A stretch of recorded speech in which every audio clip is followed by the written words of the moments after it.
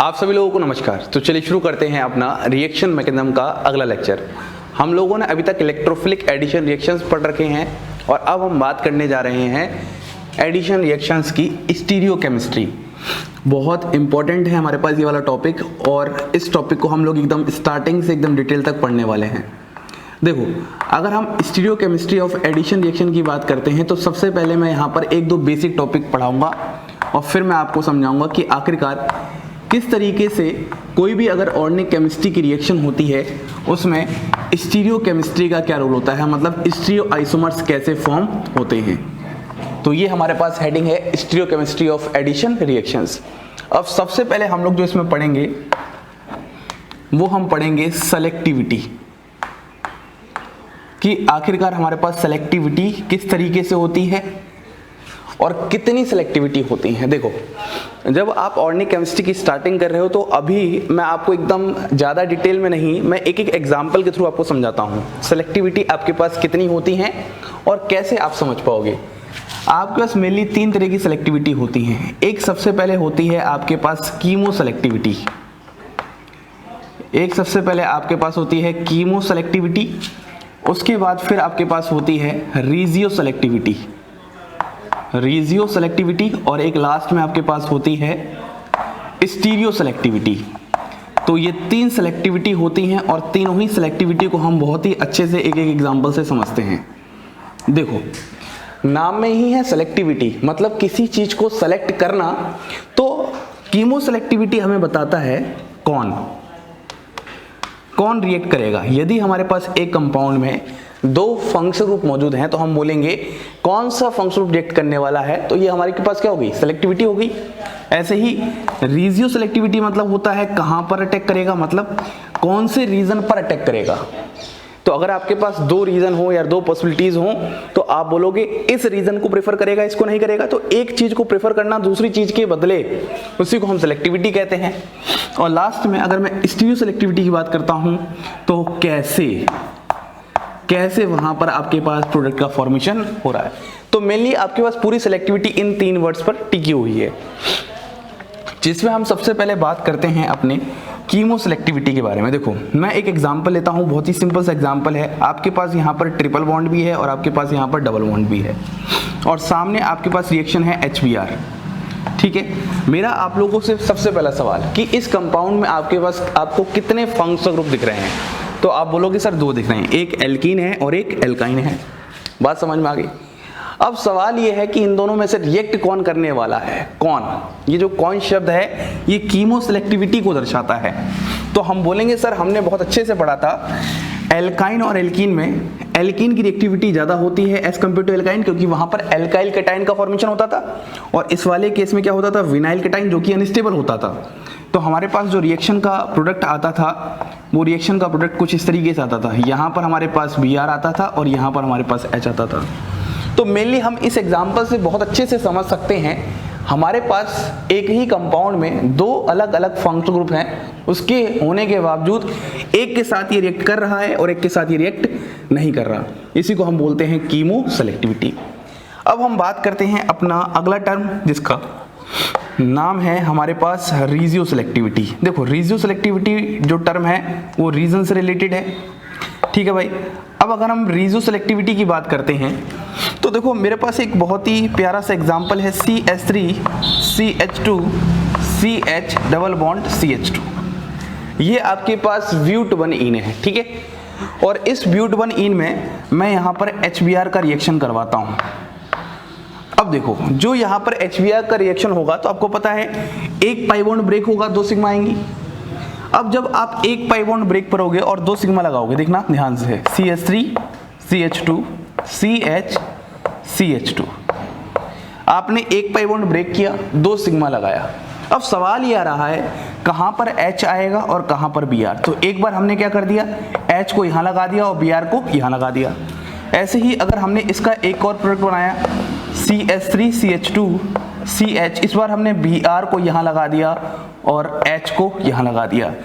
ये जो Br का जुड़ना है, अगर आप ध्यान से देखो तो Br एक बार तो इस वाले कार्बन पर भी जुड़ रहा है और Br एक बार इस वाले कार्बन पर भी जुड़ रहा है। तो यही तो हो गया सेलेक्टिविटी ऑफ रीजन। कि यहाँ पर ये किसको सेलेक्ट करने वाला है। और आपको मैंने अच्छे से बताया था कि यहाँ पर जब भी आपके पास अनसिमेट्रिकल एल्कीन पर HBr का एडिशन होगा तो हम वहाँ पर कौन सा रूल लगाते हैं, याद करो, मार्कोनिकोव रूल। और मार्कोनिकोव रूल क्या कहता है, नेगेटिव पार्ट हमेशा वहाँ जाता है जहाँ पर आपके पास लेस नंबर ऑफ हाइड्रोजन होंगे। तो आपके पास इस वाले कार्बन पर लेस नंबर ऑफ हाइड्रोजन है, तो ये आपके पास क्या है, मेजर है, और ये आपके पास क्या है, माइनर है। अब इन मेजर माइनर को जरा ध्यान से देखो, क्या ये आपस में कॉन्स्टिट्यूशनल आइसोमर हैं, क्या ये आपस में स्ट्रक्चरल आइसोमर हैं? तो आप बोलोगे हाँ जी सर बिल्कुल, ये आपस में पोजीशन आइसोमर्स हैं, क्योंकि इनकी पोजीशन में ही चेंज आ रहा है। ये जो Br की पोजीशन है, इनकी Br की पोजीशन में ही तो चेंज आ रहा है, चेन सेम है, फंक्शनल ग्रुप सेम है, यहाँ पे पोजीशन में चेंज आ रहा है। तो जब भी आपके पास कोई एक रिएक्शन करवाओ और उसमें दो प्रोडक्ट फॉर्म हो, एक मेजर और एक माइनर, और आपस में दोनों क्या हो, स्ट्रक्चरल आइसोमर हो, तो हम बोलेंगे वहां पर रेशियो सेलेक्टिविटी का कॉन्सेप्ट है, रीजन को सेलेक्ट करने का कॉन्सेप्ट है। तो यही तो सवाल था, कहां पर, तो Br कहां पर अटैक करेगा, यही हम रेशियो सेलेक्टिविटी से जान रहे हैं। तो ये हमारे पास बात है। अब हम बात करते हैं अपने अगले टर्म की तरफ, जिसका नाम है स्टीरियो सेलेक्टिविटी। जैसे मैंने आपको रेशियो सेलेक्टिविटी बताया है, वैसे ही आपके पास स्टीरियो सेलेक्टिविटी होती है। बस फर्क इतना होता है, यहाँ पर स्ट्रक्चरल आइसोमर कह लो या फिर आप कॉन्स्टिट्यूशनल आइसोमर कह लो, दोनों का मतलब एक ही है। स्ट्रक्चरल आइसोमर या फिर आप कॉन्स्टिट्यूशनल आइसोमर कह लो, दोनों का मतलब एक ही है। इस वाले केस में भी आपके पास यदि कोई रिएक्टेंट है, उस रिएक्टेंट से कोई प्रोडक्ट आ रहा है A+B, इस तरीके से, बात समझ में आ रही है। और यहां पर मैं बोल सकता हूं A is greater than B, मान लो हम लोगों ने ऐसे मान लिया।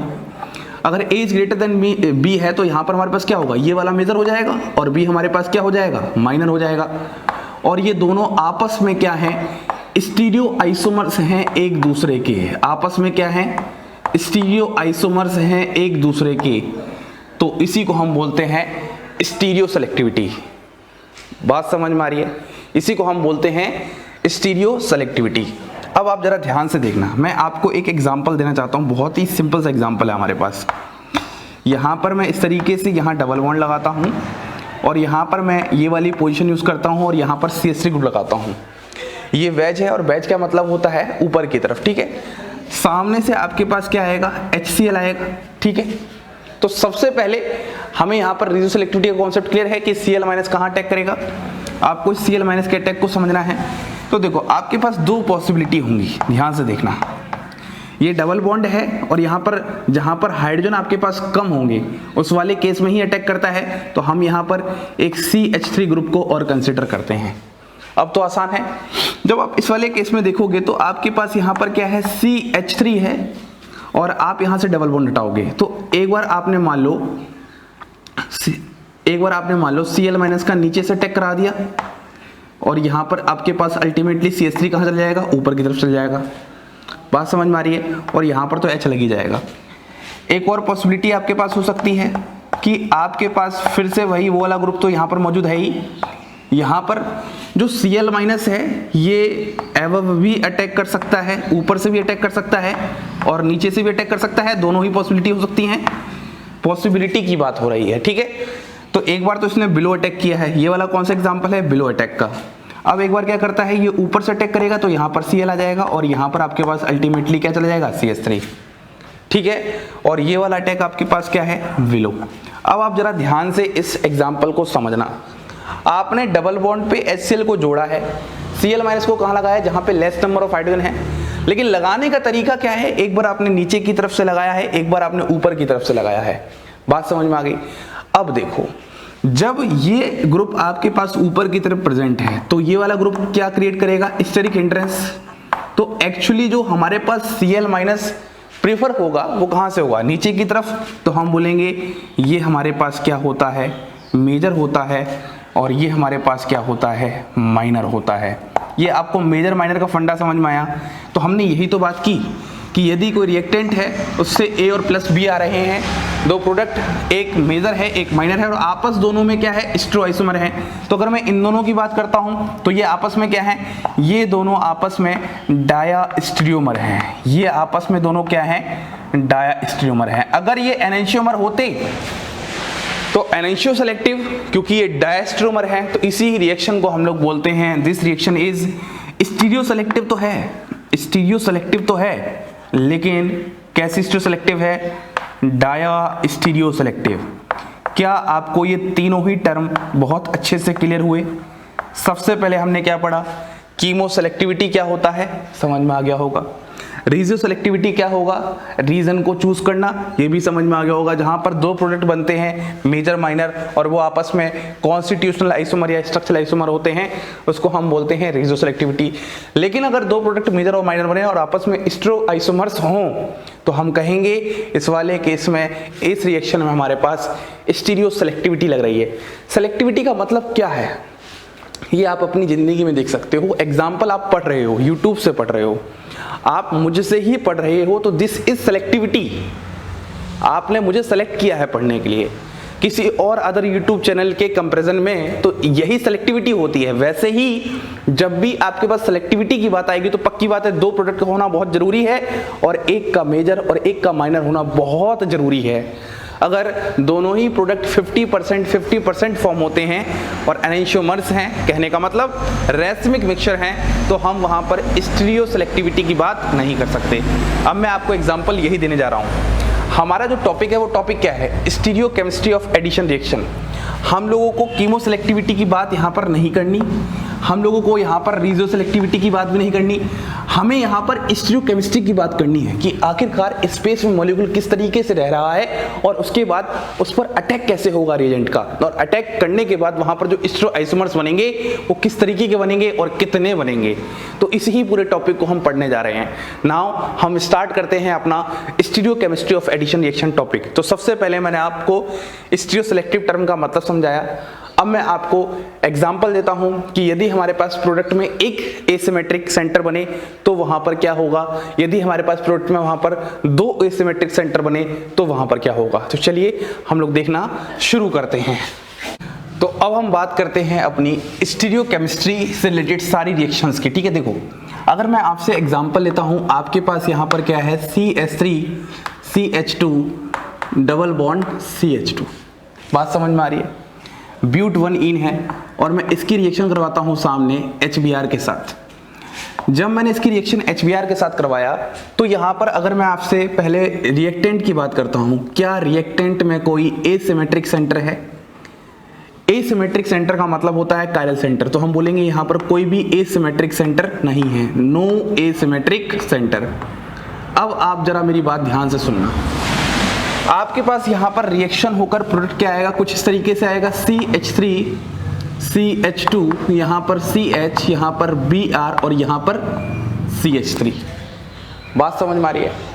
आपने यहां पर इसका प्रोडक्ट बनाया, हम यहां पर स्टीरियो केमिस्ट्री की बात करने जा रहे हैं। ठीक है, तो यहां पर आपके पास ये कायरल सेंटर बन गया।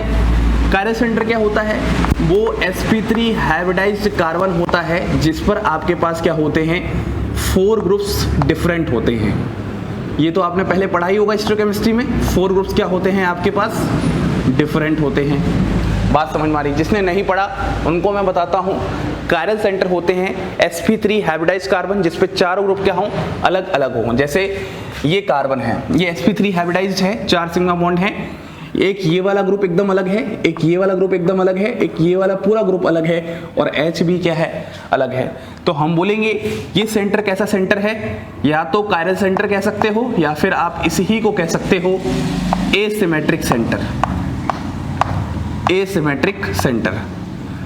अब सर मेन बात बताओ, बात क्या है? बात यह है, जब भी आपके पास रिएक्शन में एक कायरल सेंटर बनेगा और रिएक्टेंट में कोई एसिमेट्रिक सेंटर नहीं था तो वहां पर हमेशा आपके पास रेसिमिक मिक्सचर का फॉर्मेशन होगा। मतलब दुनिया में इसका एक और एनेंशियोमर होगा जो कि इसकी मिरर इमेज होगी और non super imposable mirror image होगी, और यहां पर आपके पास फॉर्मेशन क्या हो जाएगा, रेसिमिक मिक्सचर का। इस बात को आपको याद रखना है। अब मुझे इसी रेसिमिक मिक्सचर के टर्म को और अच्छे से समझाना है, कैसे हुआ है सर, आखिरकार ये क्या बता रहे हो आप। मैं ये बता रहा हूं कि जब आपने सबसे पहले यहां पर क्या लिया था, ब्यूट 1 ही लिया था, कुछ ऐसा हुआ था, और सामने जब आपने H+ या आप ऐसे कह लो HBr लिया था, तो सबसे पहले क्या हुआ था, डबल बॉन्ड ने इस H+ पर अटैक किया और यहां पर ये बाहर निकल गया। अब आपके पास देखो यहाँ पर फॉर्मेशन किसका हो गया, कार्बोकेटाइन का CH3CH2C। मैं कार्बोकेटाइन को कुछ इस तरीके से बना सकता हूँ, यहाँ पर CH3 और यहाँ पर आपके पास ये वैकेंट ऑर्बिटल में क्या है प्लस। मैंने सबसे पहले यहाँ पर क्या किया, कार्बोकेटाइन का फॉर्मेशन किया। ये तो बस लिखने का तरीका है, ये CH3 आपकी तरफ आ रहा होगा और ये H आपसे दूर जा रहा होगा इस तरीके से, ये आपकी तरफ आ रहा है, ये आपसे दूर जा रहा है और ये वाली बॉन्ड ये है, ठीक है। अब आपके पास जो Br माइनस आएगा, उस Br माइनस के अटैक करने की दो पॉसिबिलिटी होंगी। याद करो मैंने बताया था जो कार्बोकेटाइन होते हैं वो कैसी स्पीसीज होती हैं, प्लेनर स्पीसीज होती हैं, क्योंकि ये sp2 हाइब्रिडाइज्ड हैं तो यहाँ पर हम बोल सकते हैं कैसी स्पीसीज होती हैं, ये प्लेनर स्पीसीज होती हैं। तो Br माइनस का अटैक ऊपर से भी हो सकता है और Br माइनस का अटैक नीचे से भी हो सकता है। तो यहाँ पर Br माइनस के अटैक करने की इक्वल प्रोबेबिलिटी है, ऊपर से भी अटैक कर सकता है, नीचे से भी अटैक कर सकता है। अगर आपको ये बात समझ में आ रही है तो आप कुछ ऐसे समझ रहे हो, देखो CH3, यहाँ पर CH2, यहाँ पर C, ये H और ये CH3 आपके पास एज इट इज ऐसे ही होंगे और यहाँ पर ऊपर की तरफ से आपके पास क्या आ रहा है, Br माइनस आ रहा है और यहाँ पर क्या बनेगी बॉन्ड। बात समझ में आ गई। और अगर मैं दूसरी पॉसिबिलिटी और प्रोबेबिलिटी की बात करता हूँ तो यहाँ पर क्या जाएगा CH3CH2, यहाँ पर C पॉजिटिव, यहाँ पर आपके पास क्या होगा H और यहाँ पर आपके पास क्या है CH3 और Br माइनस कहाँ से आ रहा है, नीचे की तरफ से आ रहा है अटैक करने। तो आपके पास यहाँ पर दो प्रोडक्ट का फॉर्मेशन होगा, CH3CH2C, यहाँ पर क्या जाएगा आपके पास CH3, यहाँ पर आ जाएगा आपके पास H और यहाँ पर आ जाएगा आपके पास Br। एक प्रोडक्ट तो ये बनेगा और जो दूसरा प्रोडक्ट बनेगा वो आपके पास बनेगा C, यहाँ पर आपके पास H, यहाँ पर CH3, यहाँ पर CH2CH3 और यहाँ पर आपके पास क्या जाएगा Br। अब ये जो दोनों प्रोडक्ट बने हैं ये दोनों आपस में क्या हैं, एनेंशियोमर्स हैं। ये दोनों आपस में क्या हैं, एनेंशियोमर्स हैं। थोड़ा सा आपको स्टीरियोकेमिस्ट्री की नॉलेज होनी चाहिए अगर आप ये टॉपिक पढ़ रहे हो। मेनली जो जेम वाले बच्चे हैं उनको मैं यहाँ समझाना चाहता हूँ ये दोनों आपस में एनेंशियोमर्स क्यों हैं, क्योंकि ये कैसी हैं, non super imposable mirror image. जो भी non super imposable mirror image होती हैं उसी को हम बोलते हैं एनेंशियोमर्स। और यहाँ पर ये भी 50% फॉर्म हुआ होगा और ये भी 50% फॉर्म हुआ होगा। जब हमारे पास एनेंशियोमर्स इक्वल अमाउंट में होते हैं उसी को हम बोलते हैं रेसमिक मिक्सचर। तो हमारे पास प्रोडक्ट में क्या फॉर्मेशन हुआ है, रेसिमिक मिक्सचर। तो अब आपको बात समझ में आ रही है कि जब भी आपके पास रिएक्टेंट में कोई भी एसिमेट्रिक सेंटर नहीं होगा और वहां पर आपके पास एक एसिमेट्रिक सेंटर का जनरेट हो रहा है प्रोडक्ट में, तो जो रिएक्शन होती है वो हमेशा रेसिमिक मिक्सचर देगी। और क्योंकि यहाँ पर रेसिमिक मिक्सचर मिला है 50-50%, तो यहाँ पर मेजर एंड माइनर का कोई भी कॉन्सेप्ट नहीं है। स्टीरियो आइसोमर्स तो हैं लेकिन उसमें भी मेजर माइनर होना चाहिए था ताकि सेलेक्टिविटी की बात कर सकते। तो यहाँ पर ये रिएक्शन स्टीरियो सेलेक्टिव रिएक्शन नहीं होती। मैं बहुत ही इंपॉर्टेंट कॉन्सेप्ट बता रहा हूँ, कोर कॉन्सेप्ट बता रहा हूँ जो कि आपके काम आने वाले हैं। तो इसका मतलब आज के बाद एक थंब रूल याद कर लो हमेशा कि जब भी दुनिया में कोई रिएक्टेंट है जिसमें एसिमेट्रिक सेंटर नहीं है, रिएक्शन होने के बाद यदि एक एसिमेट्रिक सेंटर जनरेट हो रहा है तो आपके पास वहां पर रेसिमिक मिक्सचर बनेगा और वो रिएक्शन स्टीरियो सेलेक्टिव नहीं होगी। हम लोग यहाँ पर स्टीरियो केमिस्ट्री पढ़ रहे हैं रिएक्शंस की। मैंने ऐसे थोड़ा ना बोला मैं आपको स्टीरियो सेलेक्टिविटी ही पढ़ाऊंगा, मैं तो ओवरऑल स्टीरियो केमिस्ट्री पढ़ा रहा हूँ। तो मान लो अगर मैं आपसे एक क्वेश्चन पूछता हूँ, बताइएगा CH3 CH2 CH double bond CH2, ठीक है, और यहाँ पर आपके पास क्या है H2O और यहाँ पर क्या है H2SO4। याद करो ये क्या है, एसिड कैटलाइज्ड हाइड्रेशन है। तो आप इसका आंसर बनाओगे तो आंसर क्या बनाओगे, कुछ इस तरीके से बनाओगे CH3, मार्कोनिकोव रूल लगाओगे वाटर में, CHOH और यहाँ पर क्या आ जाएगा CH3। यहाँ पर कोई एसिमेट्रिक सेंटर नहीं था लेकिन प्रोडक्ट में आपके पास एक एसिमेट्रिक सेंटर आ चुका है। तो हम बोलेंगे यहाँ पर इस प्रोडक्ट में क्या होगा, रेसिमिक मिक्सचर का फॉर्मेशन होगा, पहली बात। और दूसरी बात, ये जो रिएक्शन होगी स्टीरियो सेलेक्टिव रिएक्शन नहीं होगी। स्टीरियो सेलेक्टिव, सेलेक्टिव वर्ड तो तब आता भैया जब मेजर माइनर का कॉन्सेप्ट आता, और यहाँ तो मेजर माइनर का कॉन्सेप्ट ही नहीं है। तो आपको ये बात समझ में आ रही है। अब हम लोग आगे बात करते हैं कि आखिरकार क्या होगा जब हमारे पास रिएक्शन में दो एसिमेट्रिक हम जनरेट करते हैं। तो उस वाले केस में हमारे पास स्टीरियोकेमिस्ट्री हम लोग कैसे समझेंगे, तो मैं एक बेहतरीन सा एग्जांपल लेता हूं और फिर आप मुझे बताना। तो अब हम बात करते हैं, यदि हमारे पास हम लोग क्या कर दें, प्रोडक्ट में 2 एसिमेट्रिक सेंटर्स जनरेट कर सकें, तो उस वाले केस में हमारे पास किस तरीके से स्टीरियोकेमिस्ट्री का कॉन्सेप्ट होता है वही मैं आपको सिखाना चाहता हूं। कितने एसिमेट्रिक सेंटर क्रिएट कर रहे हैं, 2 एसिमेट्रिक सेंटर क्रिएट कर रहे हैं। अब जरा ध्यान से देखना, आपके पास यहां पर रिएक्शन में कुछ इस तरीके से ले रहा हूं, डबल बॉन्ड है और यहां पर आपके पास क्या है, CH3 है और यहां पर आपके पास क्या है, CH3 है, और सामने आपने क्या ले लिया है, इस तरीके से HBr ले लिया है।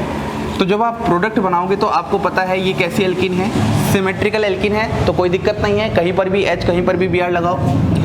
या फिर आप यहाँ पर देखो ध्यान से, यहाँ पर क्या आ जाएगा, CH3, यहाँ पर आ जाएगा आपके पास CH3, यहाँ पर आपने Br लगा दिया और यहाँ पर आपने H लगा दिया।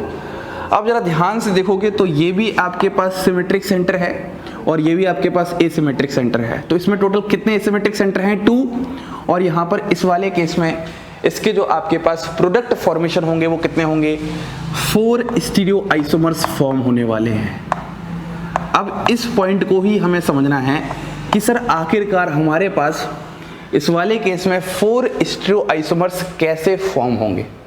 तो एक एक करके हम जानने की कोशिश करते हैं। देखो, मैं आपके पास सबसे पहले यहाँ पर इस तरीके से ये सबस्ट्रेट लिखता हूँ। सबस्ट्रेट आपके पास कुछ ऐसा है, डबल बॉन्ड, यहाँ पर CH3, ठीक है, और यहाँ पर मैं लेके आता हूँ HBr।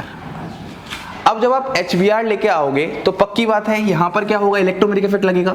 तो यहाँ पर H+ का आना या तो ऊपर से हो सकता है या फिर नीचे से हो सकता है। अब देखो ध्यान से, मैं ये बता रहा हूँ, आपने डबल बॉन्ड हटाया, यहाँ पर क्या जाएगा, पॉजिटिव, ये CH3 रहेगा, और इस वाली जगह पर आपके पास एक बार तो आप ऊपर से लेके आ रहे हो।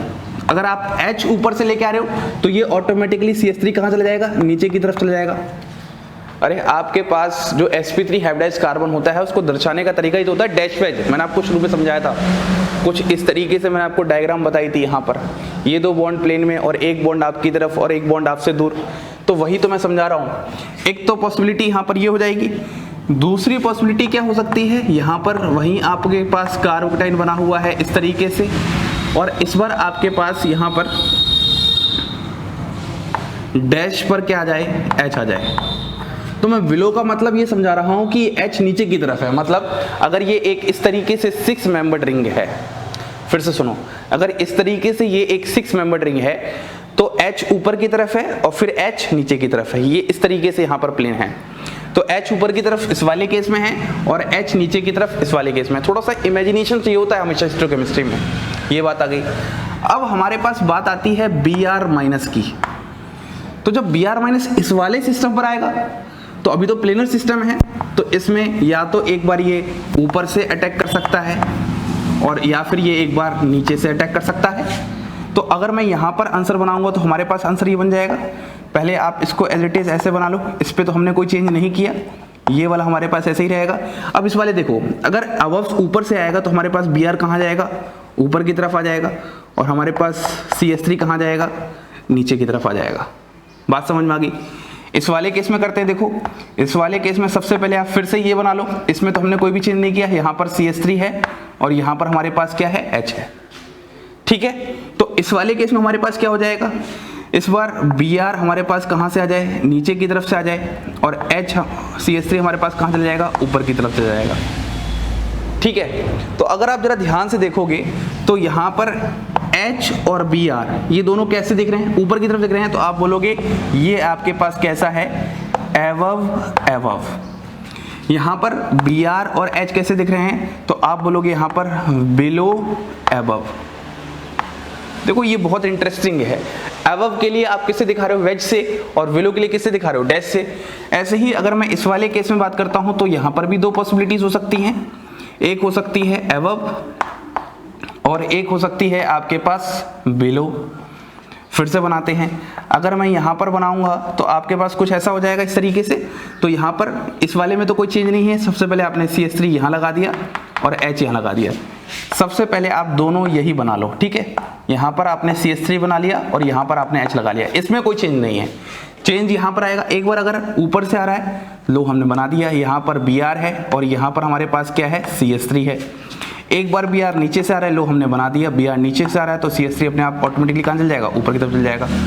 अब आपको यहाँ पर क्या दिख रहा है, यहाँ पर जो Br है और यहाँ पर जो H है वो कैसा है, एबव बिलो, कैसा है, एबव बिलो। और यहाँ पर Br और यहाँ पर H कैसा है, बिलो बिलो, दोनों नीचों की तरफ है ना, बिलो बिलो।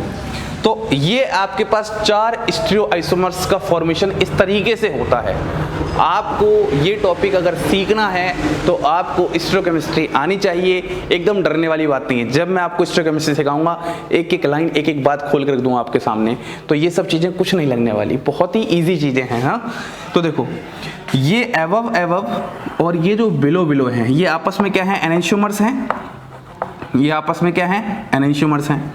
और ये जो बिलो अबव है और अबव बिलो हैं, ये भी दोनों आपस में क्या है, एनेंशियोमर्स हैं। तो ये हमारे पास क्या आ रहे हैं, एनेंशियोमर्स।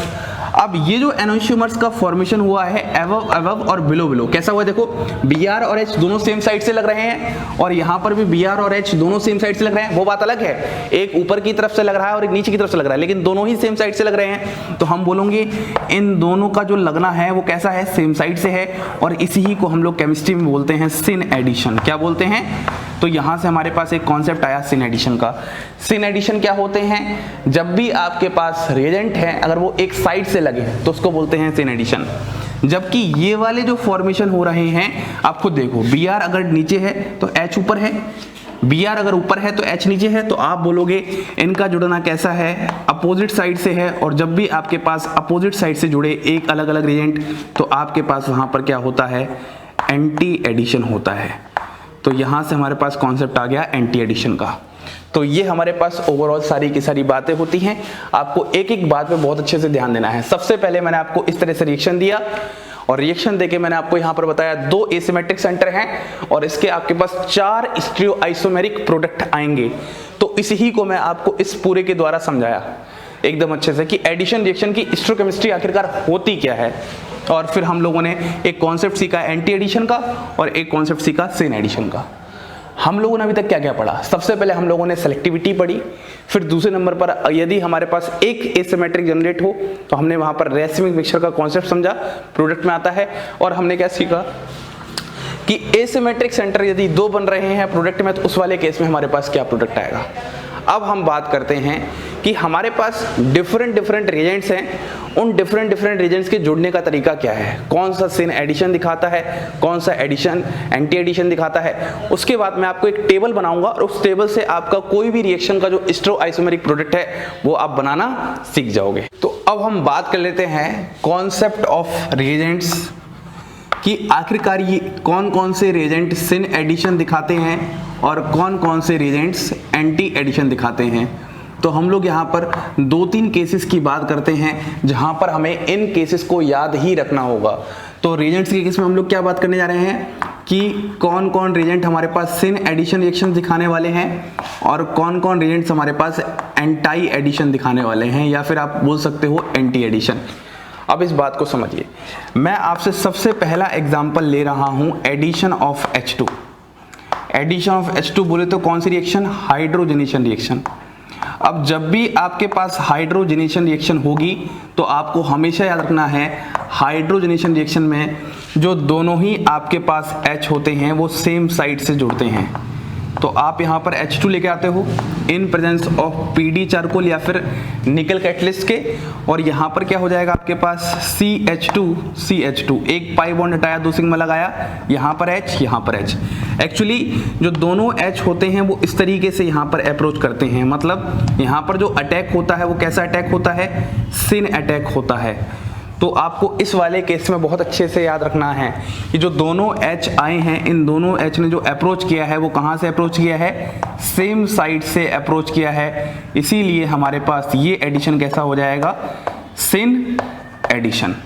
मान लो अगर मैं एक क्वेश्चन की और बात करता हूँ तो यहाँ पर इस वाले केस में हमारे पास क्या हो जाएगा, फिर से आपके पास क्या है, H2 है और यहाँ पर आपके पास क्या है, PD चारकोल है, बात समझ में आ रही है।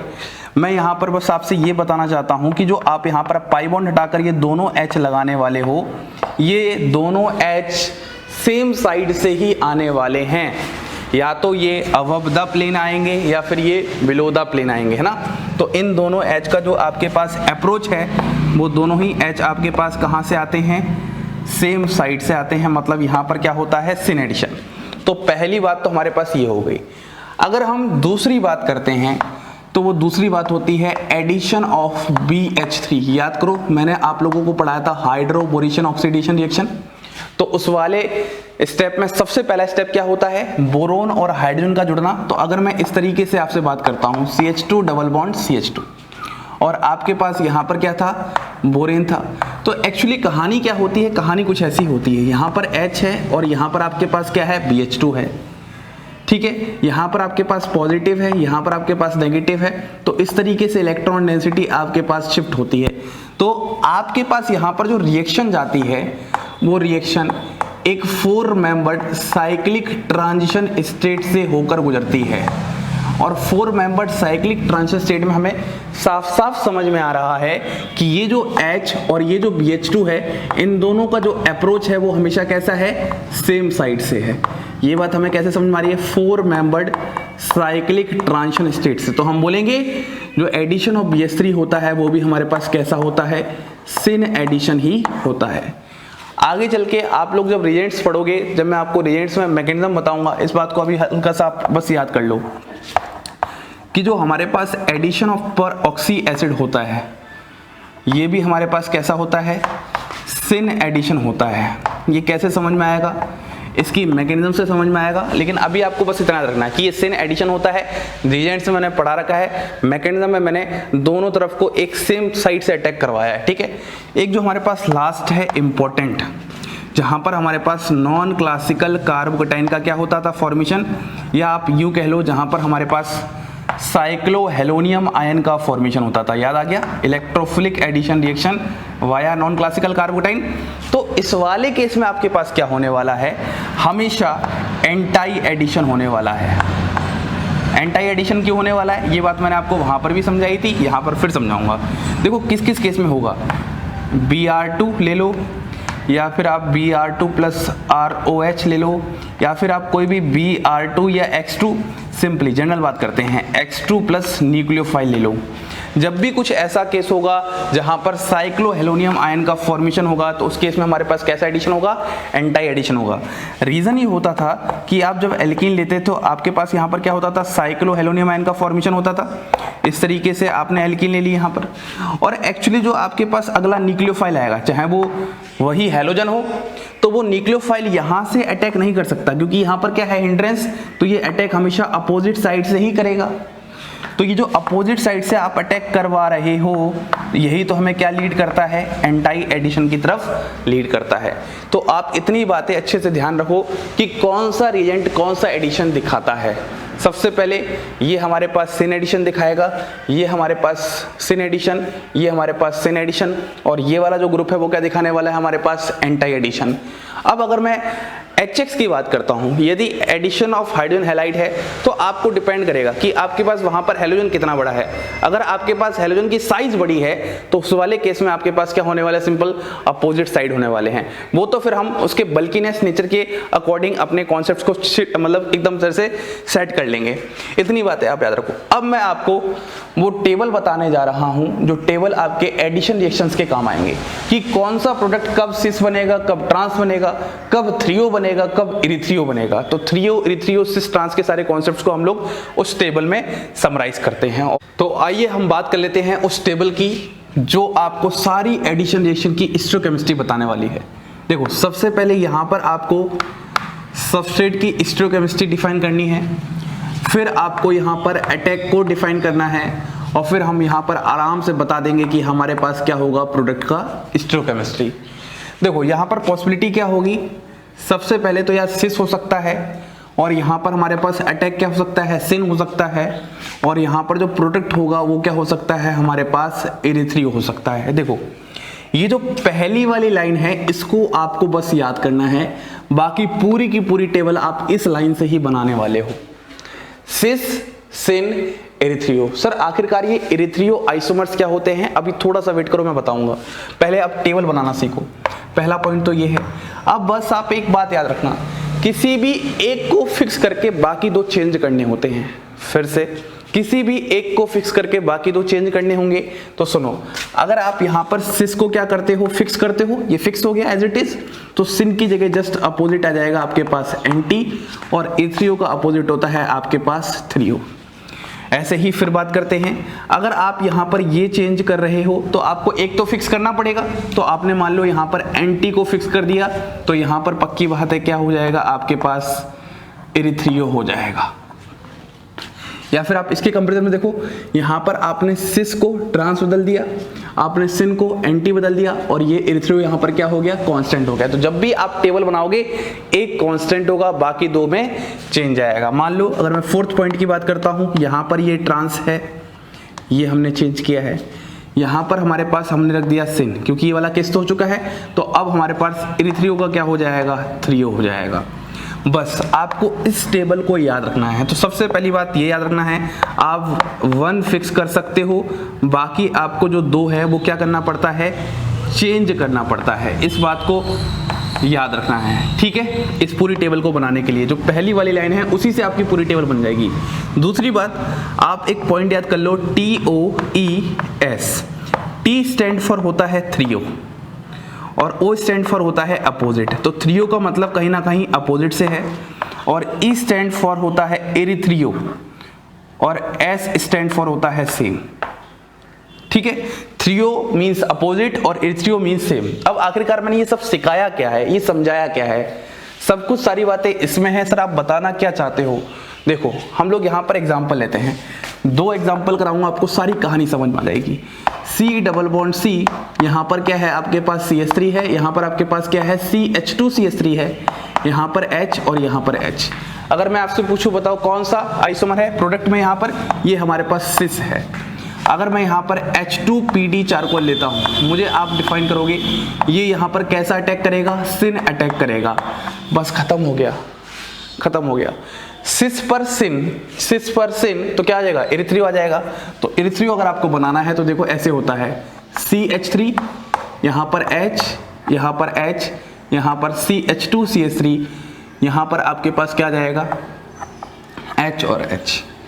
तो ये दोनों H आपके पास क्या आ रहे हैं, एक साइड आ रहे हैं, और इसका एक एनेंशियोमर भी आएगा जो कि non super imposable mirror image होगी। यहाँ पर CH3, यहाँ पर इस साइड भी हो सकता है इस तरीके से H, ये भी तो सेम साइड का मतलब होता है, और यहाँ पर क्या हो जाएगा आपके पास CH2CH3, ये H, ये H, ये दोनों आपस में क्या हैं, एनेंशियोमर्स हैं। लेकिन अगर मैं इसको देखकर कहूँगा ये क्या है, ये आपके पास एरिथ्रियो आइसोमर होता है। एरिथ्रियो का मतलब होता है सेम साइड, और यहाँ पर आपके पास सेम साइड पर ही लगा है। मान लो एक एग्जाम्पल की मैं और बात करता हूँ, आपके पास यहाँ पर एग्जाम्पल कुछ ऐसा है, CH3 C double bond CH2, यहाँ पर CH3, यहाँ पर H, यहाँ पर H, और यहाँ मैं ले लेता हूँ Br2, और यहाँ पर मैं ले लेता हूँ CH2Cl2। देखो ये आपके पास क्या है, सिस, ये आपके पास क्या है, कैसा एडिशन करेगा, एंटी एडिशन करेगा, एंटी एडिशन। तो अब आप खुद देखो, सिस पर एंटी एडिशन तो क्या जाएगा, थ्रियो, और थ्रियो मीन्स अपोजिट होता है। तो आप यहाँ पर अपोजिट कैसे दर्शाओगे, CH3, यहाँ पर Br, यहाँ पर H, यहाँ पर Br, यहाँ पर H, यहाँ पर CH2 CH3। बात समझ में आ रही है? और यहाँ पर भी कैसे कर दोगे, CH3, यहाँ पर Br, यहाँ पर H, यहाँ पर Br, यहाँ पर H, और यहाँ पर CH2 CH3। और ये भी आपस में क्या है, non super imposable mirror image. लेकिन ये हैं क्या, ये हैं थ्रियो। क्या है, थ्रियो। थ्रियो क्यों? क्योंकि देखो ये Br और ये Br क्या रहे हैं, अपोजिट, ये Br और ये Br क्या रहे हैं, अपोजिट, और ये दोनों आपस में क्या हैं, एनेंशियोमर्स। क्या आपको इतनी बातें अच्छे से समझ में आ चुकी हैं?